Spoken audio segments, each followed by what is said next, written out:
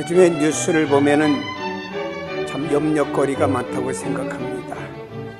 북한의 핵 문제 때문에 과연 우리가 어떻게 해야 되느냐 하는 문제 가지고 정부도 이 사회도 많이 고심을 하고 있습니다.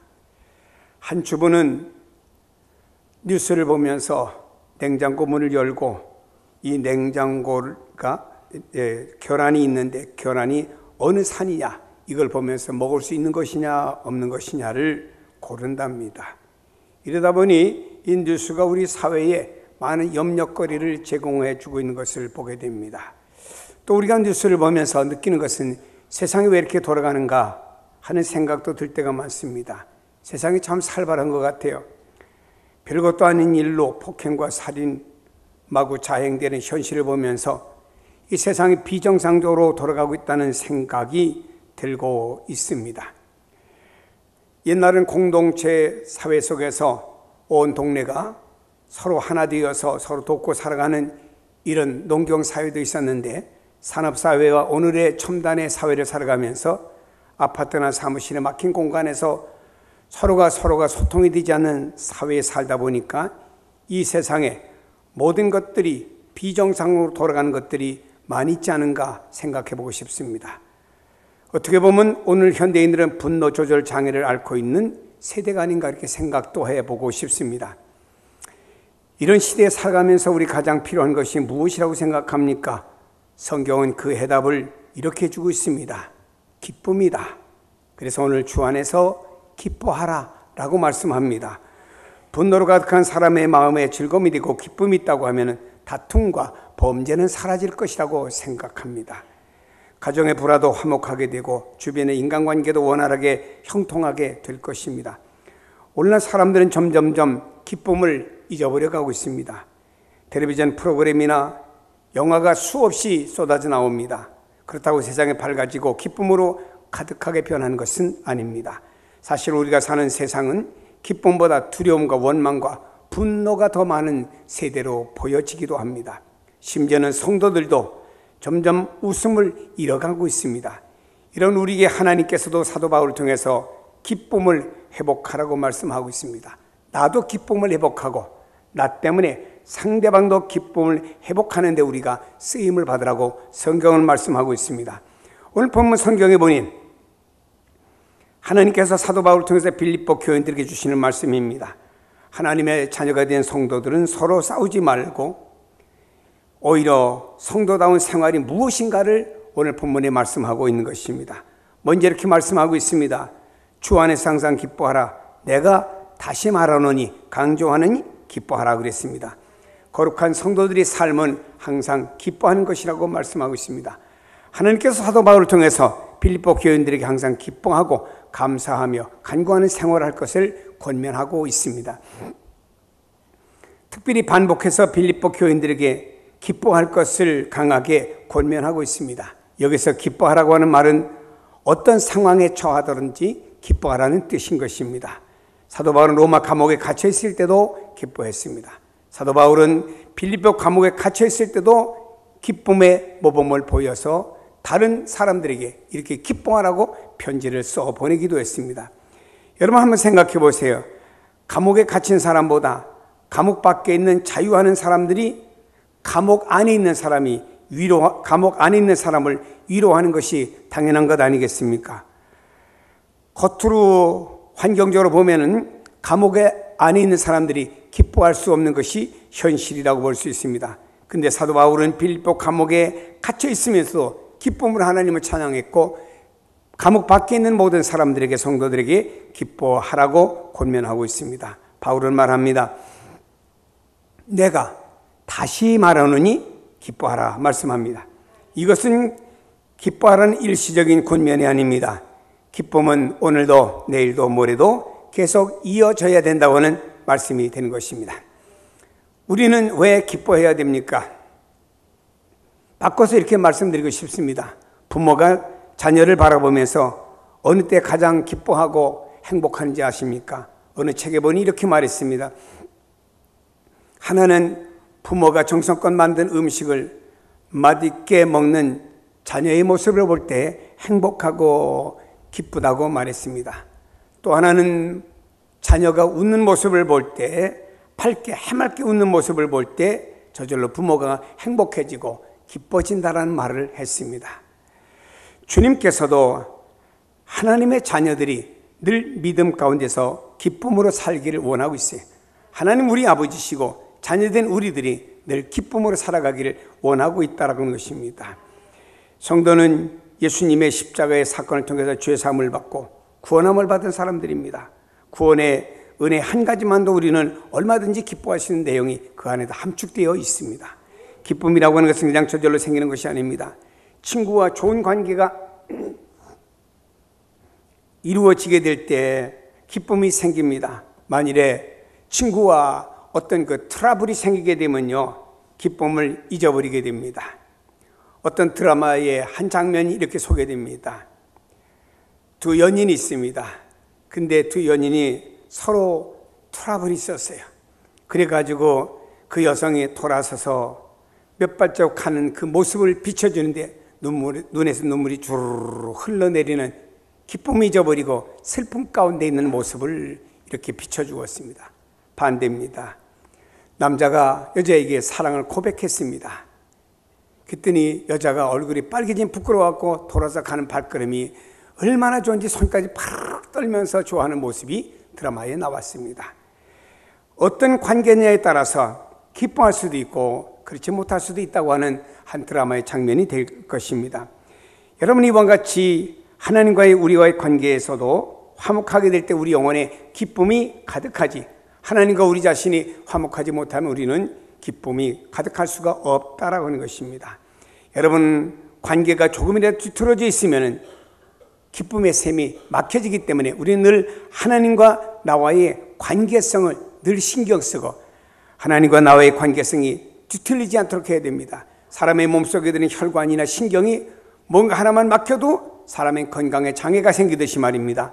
하나님과 우리 사이에 무엇인가 뒤틀려져 있으면 내 안에 있는 기쁨의 샘이 막혀져 버린다라고 하는 것입니다.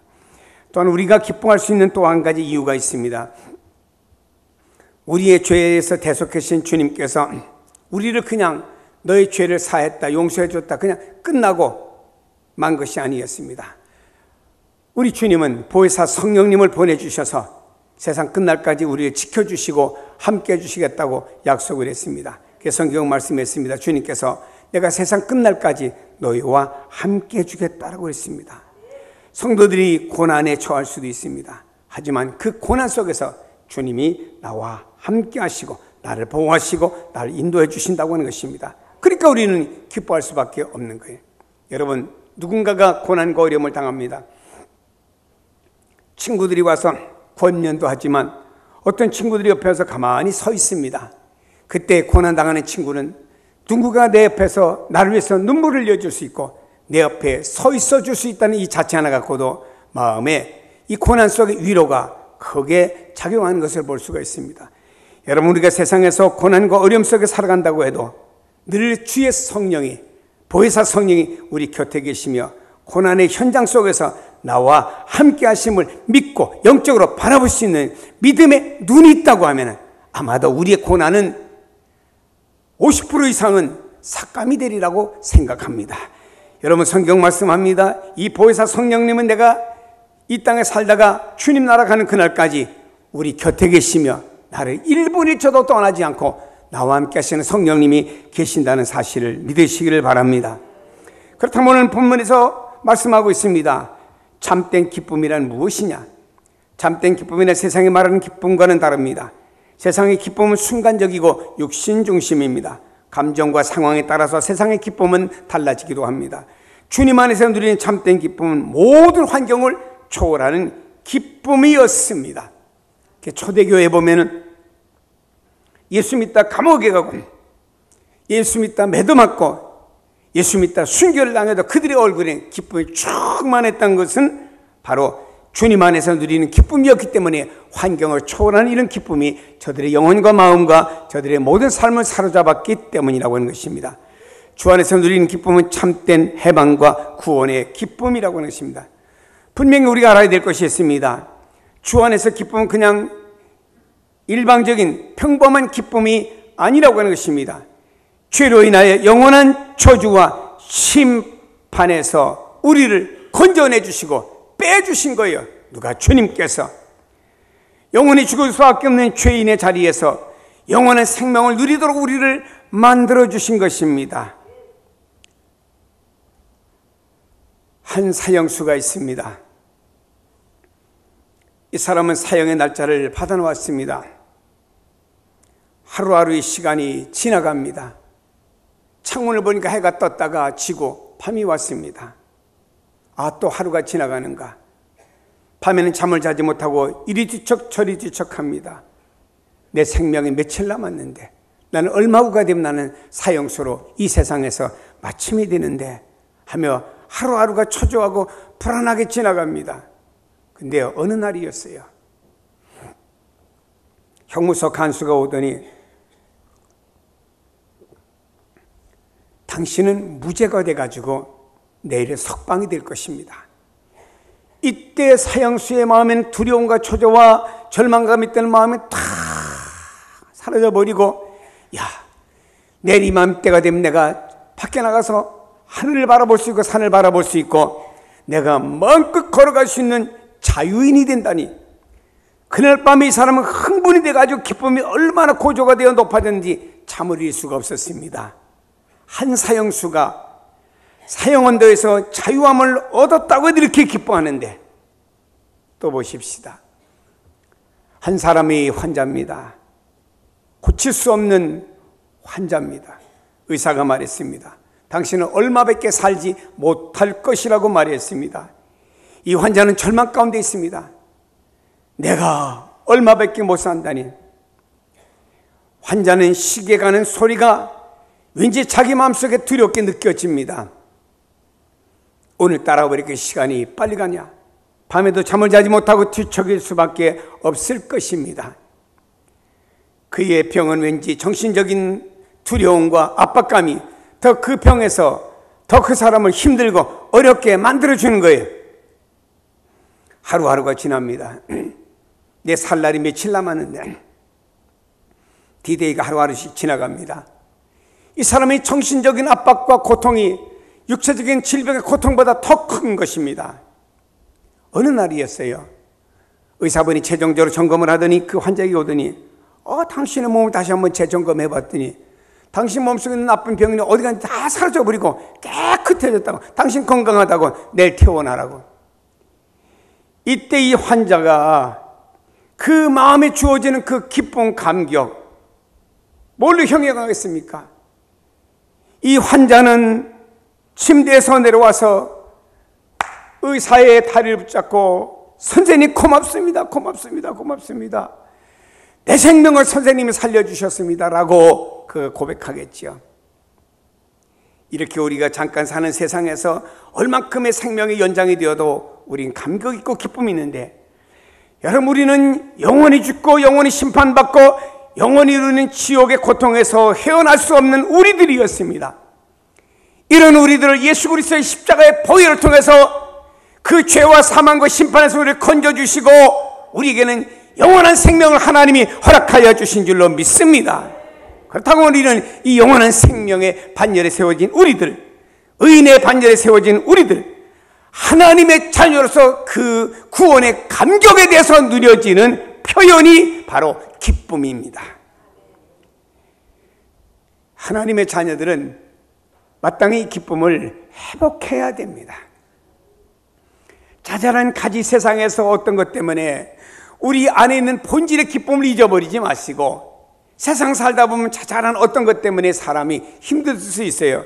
그러나 그런 가지들을 과감하게 잘라버리시고, 주님, 내 안에는 주님이 주시는 하나님의 자녀로서의 엄청난 기쁨이 있습니다. 이걸 가지고 여러분 날마다 감사와 감격과 이 기쁨을 잊어버리지 말고 그 안에 간직하며 날마다 여러분의 영혼 안에 기쁨이 충만하기를 축복합니다. 하나님의 자녀로서의 특권을 가지고 이 땅에 소유한 것이 있다고 하면 그 중에 하나가 기쁨이라고 하는 것입니다. 세상에 어디서도 찾아볼 수 없는 기쁨인 것입니다. 그러므로 주 안에서 누리게 된 참된 기쁨은 어떤 환경 중에서라도 기뻐할 수밖에 없는 기쁨이 되는 것입니다. 요즘 사람들이 건강을 위해서 걷고 젊은이들은 달리라고 말합니다. 누군가가 저한테 카톡을 보내왔어요. 나이가 들어가면 많이 걸으라고 그렇게 보내왔습니다. 근데 여러분, 육신이 걸음으로 인해서 모든 근육과 모든 건강에 도움이 된다고 생각합니다. 그런데 어떤 학자가 이런 말을 했습니다. 내가 내적으로 달리는, 내가 내적으로 땀을 흘리며 걷는, 내적으로 달리는 것이 무엇이냐? 내적인 이런 운동이 바로 기쁨이라고 말했습니다.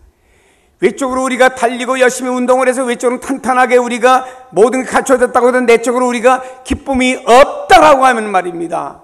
우리 안에 근심과 걱정과 염려가 있다고 하면 나는 안에 생각부터 마음부터 안에 모든 것들이 이제 뭔가 무너지고 있다고 하는 것입니다.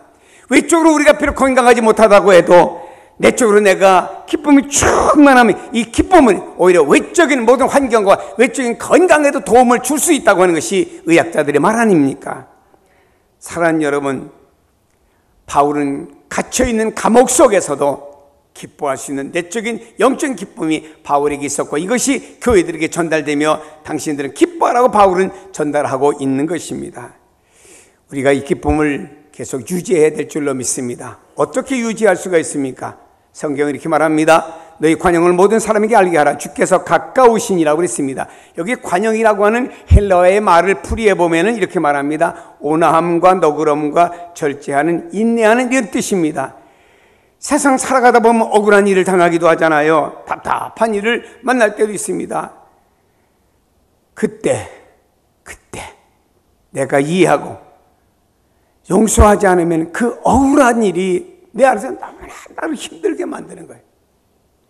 너그럽게 용서하고 온화하게 포용해 주게 될 때 내 마음엔 평화가 넘쳐나고 기쁨도 넘쳐날 줄로 믿습니다.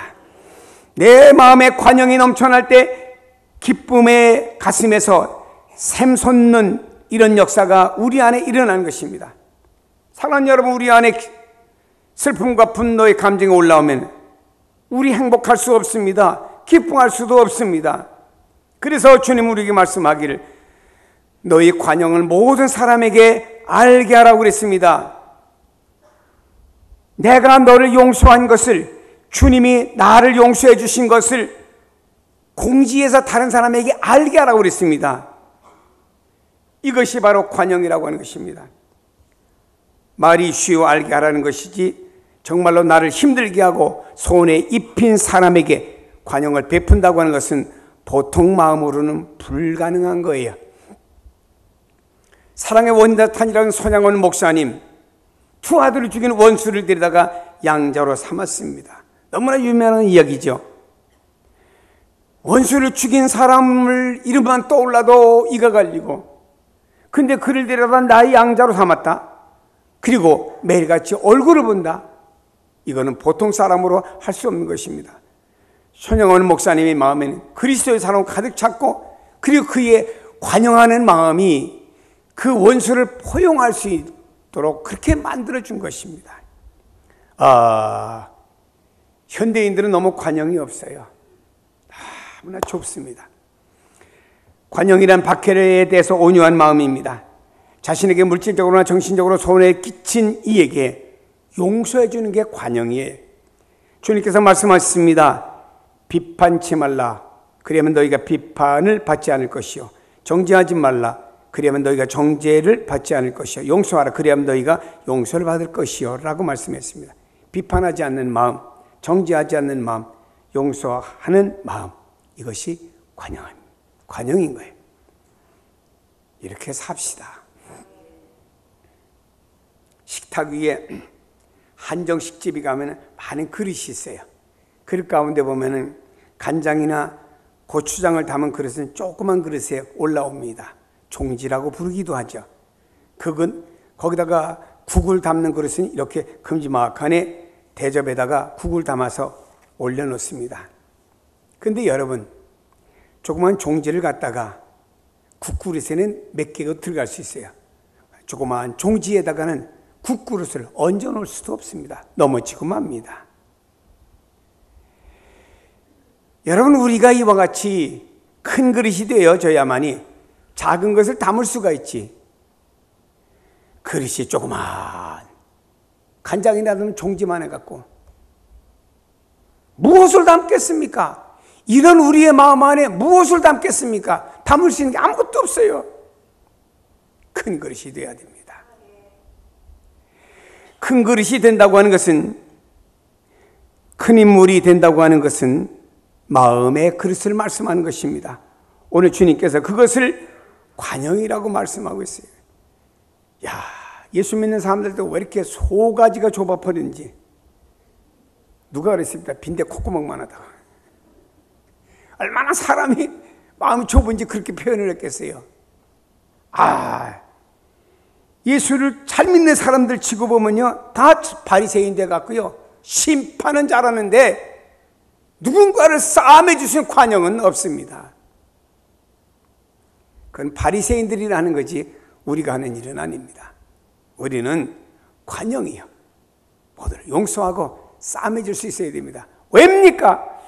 주님께서 용서받을 수 없는 내가 예수 그리스도 안에서 용서를 받았기 때문에, 당신들 나와의 어떤 관계 속에서는 용서해 줄 수 없지만 내 안에 엄청난 큰 주님의 사랑 때문에 내가 너를 용서하노라 하고 용서해 주어야 되고, 관영이 우리에게 있어야 될 줄로 믿습니다. 우리 예수 믿는 성도들이 이런 관영의 자세를 가져야 또 한 가지 이유가 있어요. 성경이 이렇게 말씀합니다. 너의 관영을 모든 사람에게 알게 하라. 주께서 가까우시니라. 주님의 재림이 가까이 오고 있기 때문에 모든 사람에게 이 관영을 알게 하라고 말씀하고 있습니다. 사랑하는 여러분이요, 주님께서 살아가셨던 또한 삶이 관영의 삶이셨습니다. 주님이 십자가에 달리셨습니다. 주님의 옷을 나눠 갖겠다고 로마 군병들은 제비를 뽑고 있습니다. 한편의 강도는 자기 죄 때문에 죽어가는데 주님께 피난을 퍼붓습니다. 예수야, 네가 하나님의 아들이거든. 너도 십자가에서 내려오고 나도 내려오게 해주어라. 그럼 내가 너를 믿겠다. 사람은요, 인격을 건들 때는 못 참는 게 아니에요. 인격을 건드리면 사람은 못 참습니다. 여러분, 누군가 여러분 인격을 탁 건드리면 빨끈하잖아요. 그 좀 고치시오. 예수 믿으면은 누가 좀 건드려도 좀 빨끈하지 마시오. 한마디만 탁 건드리고 막 해갖고 손까지 푸르르 떨어졌던 사람은, 뭐 그리스도인들이 그렇습니까? 여러분, 주님은 자기의 인격을 건드리는 사람이 있는데, 그때 하늘으로 봤습니다. 하나님을 바라보면서 아버지요, 저들이 하는 것 죄인 줄 모르니 용서해 주세요. 중보의 기도를 들으셨잖아요. 또 주님의 제자 베드로는 주여, 모든 사람들이 주를 버릴지라도 나는 절대로 주님을 버리거나 떠나가지 않겠습니다. 주를 위해서라면 이 한 몸을 내버려 불살른 한이 있더라도 절대로 주님을 떠나지 않겠습니다 라고 이렇게 호언장담했던 베드로였습니다. 주님의 부활을 목격하고도 다른 제자들을 선동해가지고 우리 고기 잡고 먹고 살기 위해서는 고기 잡으러 가자고 갈릴리 호수로 왔잖아요. 주님이 거기까지 부활하신 주님이 또 찾아오셨어요. 고기가 있느냐? 없습니다. 저 배를 가지고 깊은 곳에 배 오른배 그물을 내려라. 많은 고기를 잡았잖아요. 그리고 해변가로 왔더니 주님이 떡도 구워놓으시고 생선도 구워놓으셨어요. 먹어라 먹어라. 그래서 주님 물으셨어요. 내가 나를 사랑하느냐? 주님은요, 이 모든 관영을 친히 모범으로 보여주신 것입니다. 사랑하는 여러분, 우리가 주님의 제자가 되려고 하면은 주님의 삶을 따라가야 됩니다. 이 관영을 모든 사람에게 보여줍시다. 나는 너를 용서할 수 없지만 내 안에 그리스도의 십자가가 있고 그 십자가가 나를 용서해 주었기 때문에 나는 그 사랑의 근거에서 너를 사랑할 것이고 너를 용서할 것이고 너를 이해할 것이고 너에게 관영을 베풀어 줄 것이다 하는 태도를 가져보세요. 이것이 그리스도인들의 삶인 줄로 믿습니다. 주님이 이 땅에 재림하실 때 다 주님 앞에 우리가 들림을 받게 되고 우리의 모든 행한 것과 생각한 것이 낱낱이 다 드러나게 되는 날이 있습니다. 그때 우리가 선악간에 행했던 모든 일을 가지고 주님 앞에 칭찬과 인정과 상급도 받고 책망도 받을 수가 있겠지요. 그때 다 드러납니다. 그때 아이고 권사야, 아이고 소가지가 너냐, 간장 종지보다도 적게 살아왔으니 되겠냐 하면 어떡하겠습니까? 내 마음이 그래 대적같이 크다. 아니 너는 큰 다라같이 크다. 야, 너는 강물같이 크구나. 좀 이런 주님으로부터 칭찬, 인정을 받아야 되지 않겠습니까? 선악간의 모든 게 드러날 날이 있습니다, 여러분. 그날을 바라보며 오늘 우리 성도들의 삶이 무엇이냐? 관용의 삶인 줄로 믿습니다. 우리가 항상 기뻐하려고 하면 이렇게 해야 됩니다.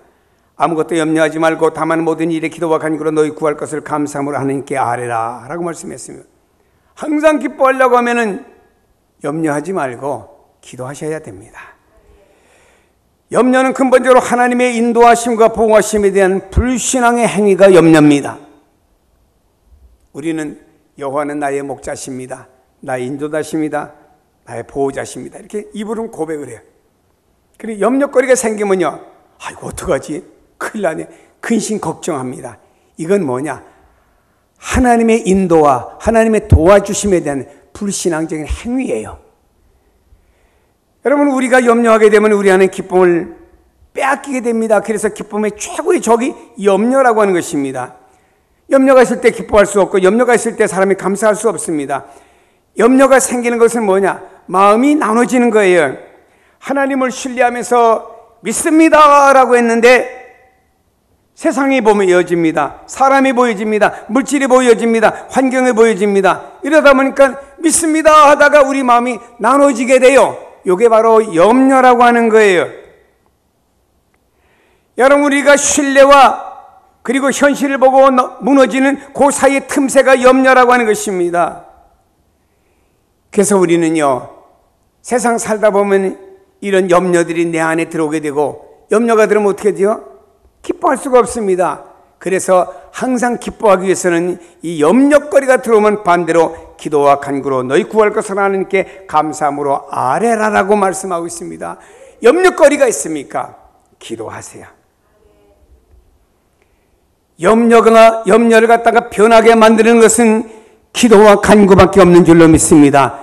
염려를 바꿔주는 건 기도와 간구예요. 여러분들이 밤새도록 염려한다고 해서 여러분 염려거리들이 무너지거나 여러분들이 밤새도록 염려한다고 해서 그 염려가 변하여 형통하게 되는 게 아닙니다. 염려거리가 있을 때는 우리가 하나님 앞에 기도하게 될 때 그 기도의 결과가 염려가 오히려 복으로 바뀌어지는 역사가 일어나게 됩니다. 그래서 복음성에도 이렇게 말하죠. 나의 일생 다가도록 기도하리라. 한번 불러봅시다. 나의 일생 다가도록 기도하리라.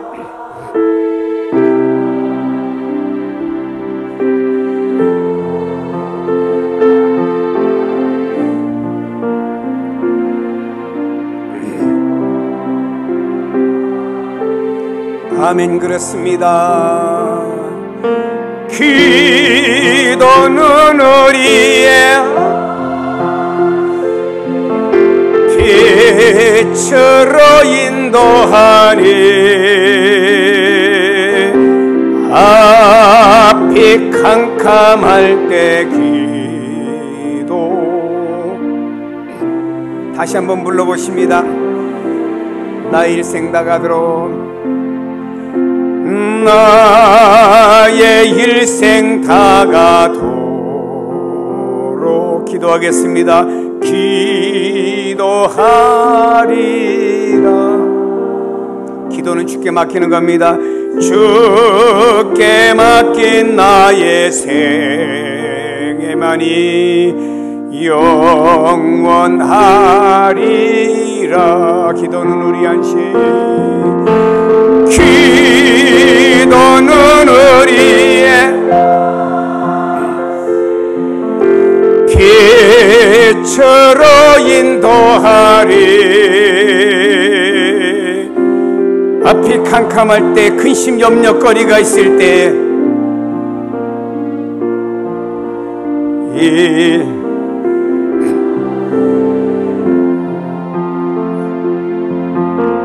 아멘. 성도들이 주님으로부터 얻는 진정한 복이 무엇인가요? 참된 기쁨의 복인 줄로 믿습니다. 참된 기쁨을 회복하는 성도가 되기를 축복합니다. 그러나 성도 여러분들이 기도할 때 특별히 감사를 잊지 말아야 됩니다. 만일 기도에 감사가 없다면 이 기도는 염려와 원망으로 바꿔질 수도 있다라고 하는 것입니다. 어떤 사람은 하나님께 기도하면서 하나님 내 기도는 왜 안 들어줍니까? 감사가 없을 때 그렇게 원망의 기도가 나올 수밖에 없는 것입니다. 그러면 성도들은 모든 일에 대해서 감사함으로 하나님께 아뢰올 때 주께서 주신 참된 평안이 우리 안에 계속 누릴 수가 있다라고 하는 것입니다. 근데 단순하게 생각해 보면 염려하지 말고 기도하라고 하셨는데 우리는 기도하지 않고 염려만 하고 있는 거예요. 주님께서 성도들이 감사함으로 하나님께 기도와 간구로 자신의 필요한 것을 아뢰을 때 평강으로 함께 해주시겠다고 우리 안에 분명히 약속해 주셨습니다. 모든 지각에 뛰어난 하나님의 평강은 일시적이고 외형적인 세상의 평화와는 다른 것입니다. 이 평강은 하나님께서 주시는 내적인 평화를 말하며 염려의 해독제이자 기쁨의 반려자인 줄로 믿습니다. 거룩한 성도는 항상 기쁨 가운데 살아가야 됩니다. 이런 기쁨을 유지하기 위해서 관용을 베푸는 여러분이 되십시다. 그리고 감사함으로 기도와 간구함으로 하나님께 아뢰십시다. 영적으로 주님과 교통하며 화목한 관계를 이루어지게 될 때 우리 인생의 모든 것이 화목과 기쁨과 감사가 넘치게 되는 삶으로 바꿔주실 줄로 믿습니다. 주님 안에서 주님과 바른 관계를 가지고 살아가는 사람들은 환경과 조건이 어떠하든지 그 생각과 마음을 주님께서 지켜주십니다. 인생은 사랑하면서 행복하게 살아도 모자라는 세월입니다. 주님 안에서 기뻐하며 주신 사명을 잘 감당하는 성도가 되십시다. 성경에 보세요. 하나님께서 많은 사람 가운데 우리를 택하시고 부르셔서 주님이 너는 내 것이라고 실어버리지 아니하시고 세상 끝날까지 우리와 함께 하시며 주님의 그 십자가와 보혈이 우리의 모든 죄를 용서하셨고 자유함을 주셨고 누구든지 그리스도 안에 있으면 총대함을 받지 않는 하나님의 자녀로 만들어 주셨습니다. 우리는 누군가요? 하나님의 자녀들이십니다. 그리고 이 땅을 살아가는 동안에 우리를 고아와 가부처럼 홀라버려 두지 아니하시고 성령님께서 우리를 인도하여 주시고 우리를 붙들어 주시고 우리 가운데 함께하여 주십니다. 우리가 믿음의 눈을 뜨시면은 임마누엘 하신 주님을 볼 수 있는 줄로 믿습니다. 때에 따라 성령님은 여러분을 도와주실 것이고 여러분의 복을 주시는데 그 성령님을 통해 주시는 복이 무엇이냐? 그것이 바로 기쁨의 복인 것이고 초대교회가 핍박을 받으면서도 내적으로 기뻐할 수 있는 것은 성령님 주시는 복으로 말미암아 내적으로 기뻐하는 성도들이 다 된 것입니다. 그리고 우리가 이 땅에 살다가 말입니다. 언젠가 주님께서 우리에게 주시는 영생의 세계를 향하여 들어가는 그날이 있기 때문에 이 땅을 살아가는 동안에 여러분이 마음의 지옥 속에 살지 마시고 여러분의 마음을 염려 가운데 빼앗기지 마시고 하나님이 주신 믿음의 사람, 하나님의 자녀에게 주시는 영적인 복인 이 기쁨, 감사, 즐거움을 회복하십시다. 세상에 작은 것 갖고도 사람이 기뻐하는데 우리 안에는 말입니다. 본질적으로 하나님이 여러분이 말씀하시잖아요. 너는 내 자녀라. 내가 너를 택하여 불렀고 내가 실어 버리지 아니한다라고 말씀하시잖아요. 이 말씀이 우리 안에서 큰 영적인 기쁨이 되어서 사랑하는 여러분이 주님 안에서 기뻐하며 하루하루를 세상 바람에 짜증 불편하게 살지 마시고 기쁨으로 살아가는 성도가 다 되기를 예수 이름으로 축복합니다. 기도하겠습니다.